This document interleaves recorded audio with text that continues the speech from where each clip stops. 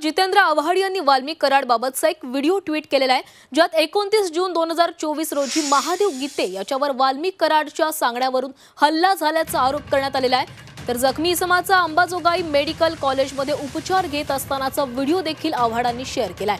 यामुळे मोठी खळबळ उडालेली आहे।